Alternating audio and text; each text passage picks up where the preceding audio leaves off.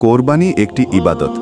এটি শুধু পশু জবাই নয়, বরং এর সঙ্গে যুক্ত রয়েছে অনেক নিয়ম নীতি ও উদ্দেশ্য।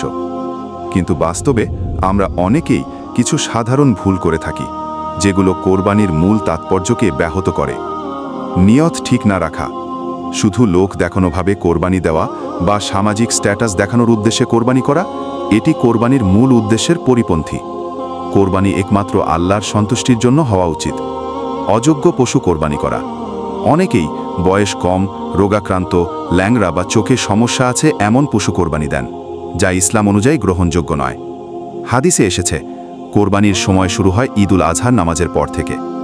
জবাইয়ের সময় বিসমিল্লাহ না বলা, অনেকে ভুলে যান বা অবহেলা করেন। জবাই করার সময় বিসমিল্লাহ আল্লাহু আকবার বলা ফরজ। এটি না বললে কোরবানি সহি হয় না। কোরবানির মাংস নিয়ে অহংকার বা প্রতিযোগিতা, কে বড় গরু দিল, কারটা বেশি দামি, এই প্রতিযোগিতা করে কোরবানিকে এক প্রকার সামাজিক প্রদর্শনী বানিয়ে ফেলি। কোরবানির মূল উদ্দেশ্য হলো ত্যাগ ও নম্রতা। মাংস পুরোটা নিজের কাছে রেখে দেওয়া। কেউ কেউ দরিদ্রদের জন্য কোনো অংশই রাখেন না বা খুব সামান্য রাখেন। সুন্নত অনুযায়ী মাংস 3 ভাগ করা উচিত: নিজের জন্য, আত্মীয়দের জন্য ও গরিবদের জন্য। অবিবেচকের মতো জবাই প্রক্রিয়া পরিচালনা করা, পশুকে কষ্ট দিয়ে রাস্তায়, জনসম্মুখে জবাই করা হয়। ইসলামের নির্দেশনা আছে, জবাই যেন দয়া ও শৃঙ্খলা ভঙ্গ ছাড়া হয়। নারী বা শিশুকে ভয় দেখানো, পশুর সামনে হাসি ঠাট্টা করা।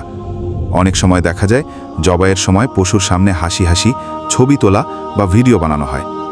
এটি পশুর প্রতি নিষ্ঠুরতা এবং ইসলামী আদবের পরিপন্থী। পেশাদার কসাইয়ের সাথে অন্যায় চুক্তি, অনেক সময় মাংসের ভাগ, চামড়া বা মাথার বিনিময়ে কসাইকে পেমেন্ট দেওয়া হয়। হাদিসে নিষেধ আছে, কোরবানির কোনো অংশ দিয়েও কসাইয়ের পারিশ্রমিক দেওয়া যাবে না। চামড়া নষ্ট করে ফেলা বা অবহেলা করা, অনেক সময় চামড়া অবহেলায় নষ্ট হয়ে যায় বা ফেলে দেওয়া হয়, অথচ এটি একটি মূল্যবান সম্পদ, যা দরিদ্রদের কল্যাণে ব্যবহার করা যেতে পারে।